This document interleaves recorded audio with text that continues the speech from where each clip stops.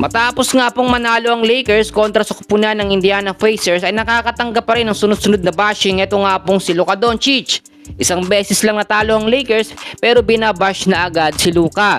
At Coach JJ Redick nakakuha at nakahanap ng perfect duo na magpapanalo sa Lakers sa kanilang mga susunod na game.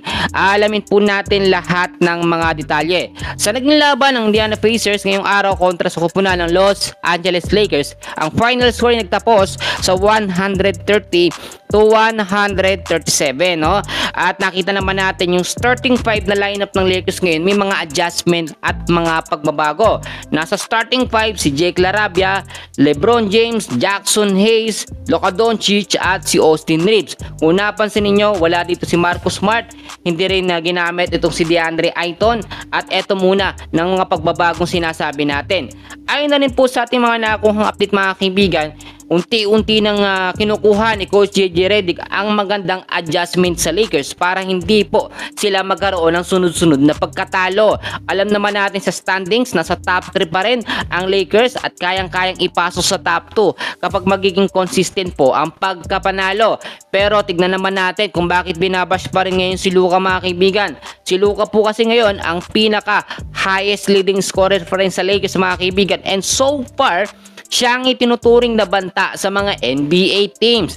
Si Luka mga kaibigan ay nakapagtala po ngayong araw ng 37 minutes of playing time, merong 43 points at meron pong 6 rebounds. Ang sinasabi kasi natin mga kaibigan dito, pinupuno ng mga basher, no, yung pasensya ni Luka para makipagsagutan siya. And then kapag nakipagsagutan si Luka sa player po, no, sa kalaban nila o sa mga fans, no, ay bibigyan siya ng technical foul. So basang-basa na ang estratehiya ng kalaban para ma-out sa game si Luka.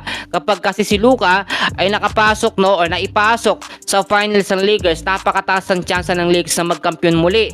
Pero eto mga kaibigan, ayon na rin po kay Coach JJ Redick ay malakas at consistent na magiging pagkapanalo ng Lakers ngayon dahil sa kanilang ginawang adjustment. Though, nasa small ball lineup pa rin ng lineup ng Lakers ngayon mga kaibigan, hindi pa rin siya gumagamit ng Twin Tower na ating laging sinasabi, pero confident eto nga pong si Coach JJ Redick na mananalo sila sa next game kontra po sa kupunan ng Brooklyn Nets. Yung sinasabi naman natin na duo na nakita ni Coach JJ Redick, si Bronny James at etong si LeBron James ay magandang tandem at duo sa starting 5 lineup. Nagpakitang gilas din mga kaibigan etong si Bronny James na sinasabi nila na hindi magaling. Nasa dugo na ni Bronny ang galing mga kaibigan sa paglalaro ng basketball, kaya hindi natin yan pwedeng baliwalain. So yan muna ang pinaka-latest na update natin sa Lakers, and please huwag niyong kakalimutan na mag-like and subscribe. Maraming